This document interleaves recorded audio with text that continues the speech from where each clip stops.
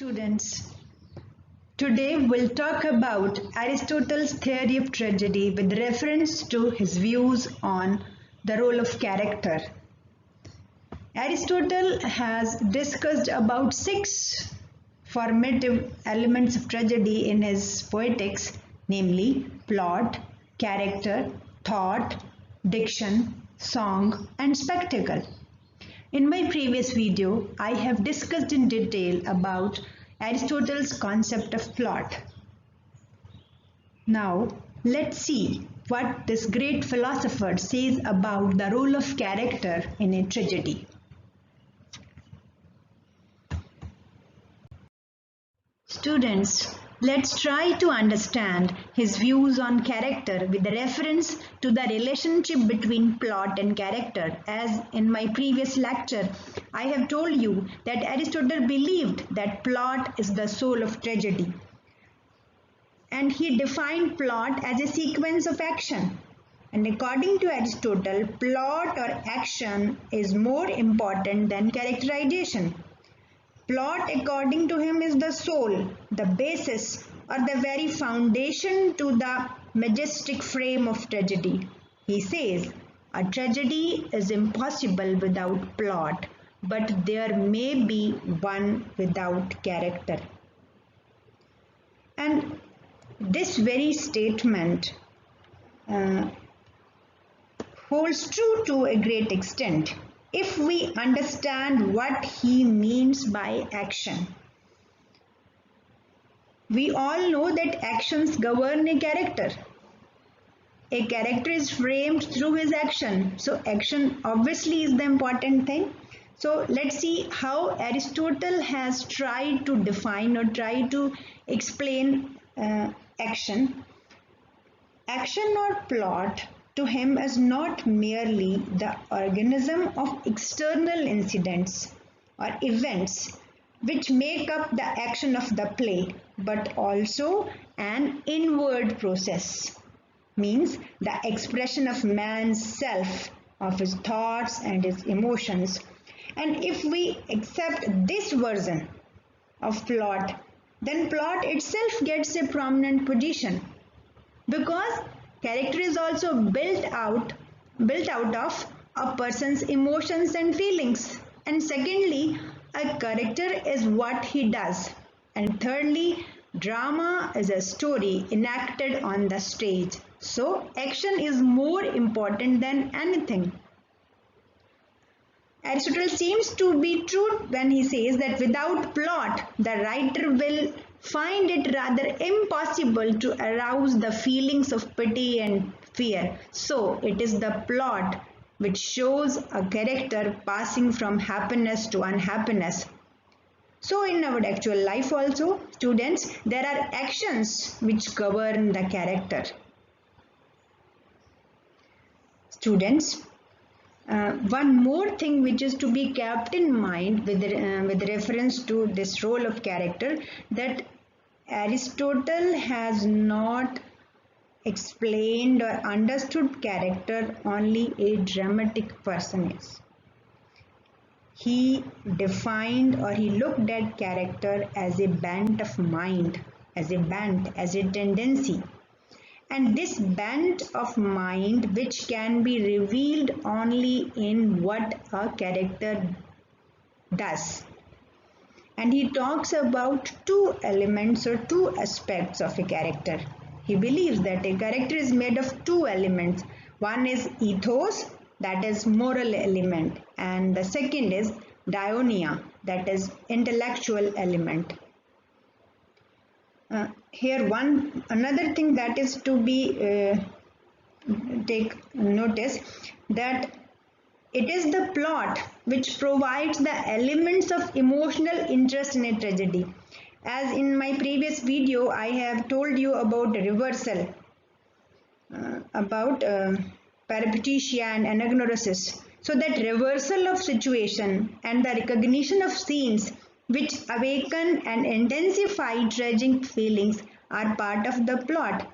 So again, it is the background of given situation that the character acts, or we can say these situations are provided by the plot.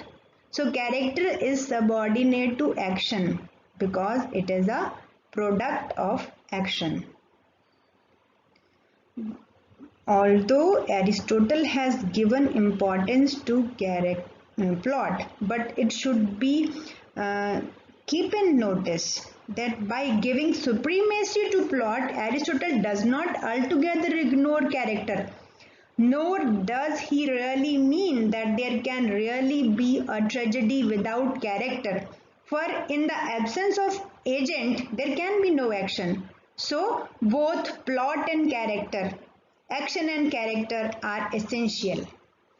Aristotle himself recognizes the importance of character when he says, the tragedies of most of our modern poets fail in the rendering of character. Unquote. When he says there may be a tragedy without character, he probably means that there may be a tragedy if the moral character of the individual agent, the ethos of the individual agent is weakly portrayed. So, the point remains, or the fact remains, that Aristotle favored, or he believed in the relative importance of plot in comparison to character, but he has also given due importance to character also. Students, in the chapter 15th of Poetics, Aristotle talks about four essentials of a character, or we can say the four main features of a character in a tragedy. These four features or four elements are that the character should be good. Second is the character should be appropriate. And thirdly, the character should be like reality, or he should be true to life. And fourthly, the character should be consistent. So let's try to understand what does Aristotle mean by goodness, appropriateness, or consistence. As far as the first characteristic is concerned, it is goodness. This characteristic, or this essential element of characterization, has struck many critics as somewhat strange and extraordinary. But it is essential to Aristotle's theory because it is the very foundation for the basic sympathy in the reader or the audience, without which tragic emotions cannot be evoked. As in the definition of tragedy given by Aristotle, students, you must be familiar with the very function of the tragedy, that the main function of the tragedy is to evoke the emotions of pity and fear. And if there will be no goodness in a character, how that character can evoke such emotions? So this idea of goodness is quite in tune with Aristotle's theory of tragedy. Uh, Many critics have tried to define this goodness in their own way. Some define it as something magnificent, some interpret it as something well marked, and some just try to interpret it as a character dramatically effective. However, there is one eminent critic, Humphrey House. His remarks just is very clear in this context. And Professor Humphrey House points out that the term good and goodness in Greek meant something different from what it has come to mean in terms of Christian ethics. The insistence on goodness is not colored with direct didacticism.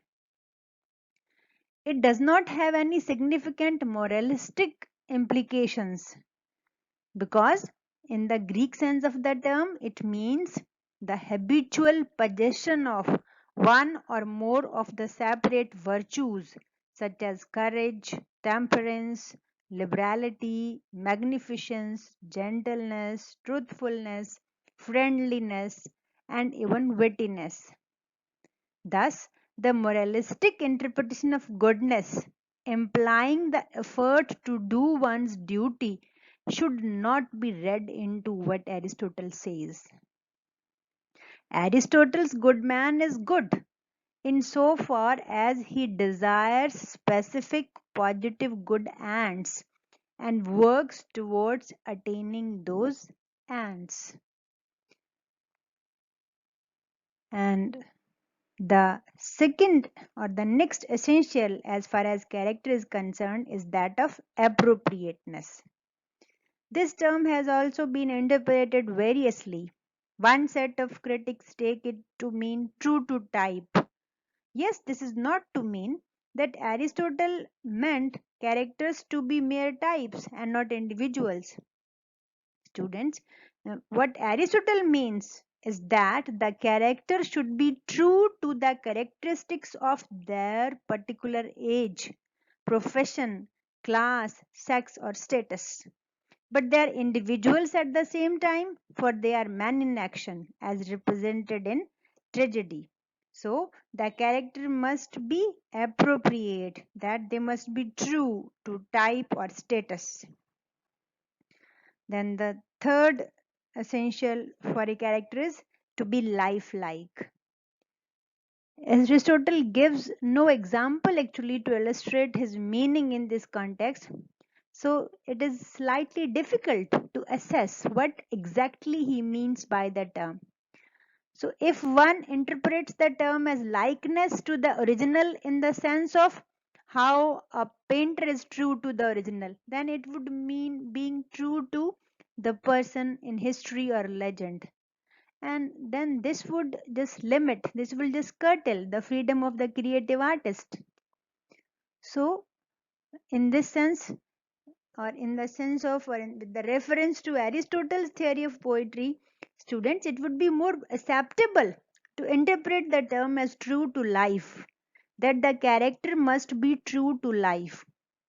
Here again, we have to make a note of the main function of tragedy as told by Aristotle.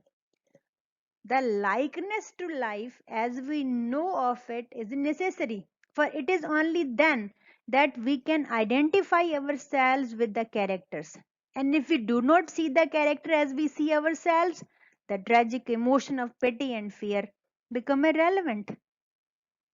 We see that this likeness to life precludes the characters from being either too good or utterly depraved. The tragic character has thus to be normal person, or of an intermediate sort. Only then he will be convincing. Now let's take the fourth essential, consistency.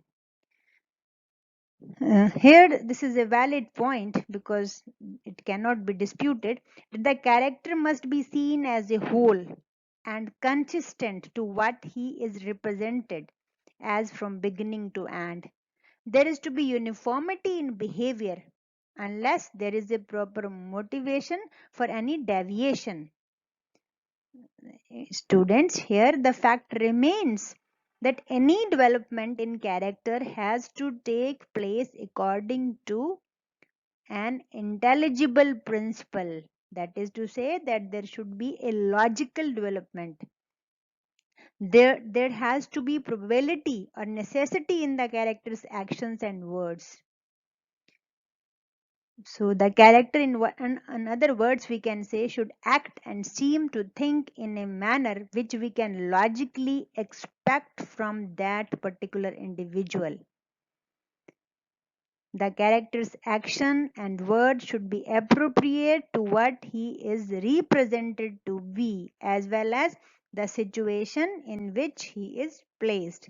In this way, in the chapter 15th, Aristotle has discussed these four essentials of character, and no doubt he has given importance to plot, but character also has an important place in his theory of tragedy. Thank you.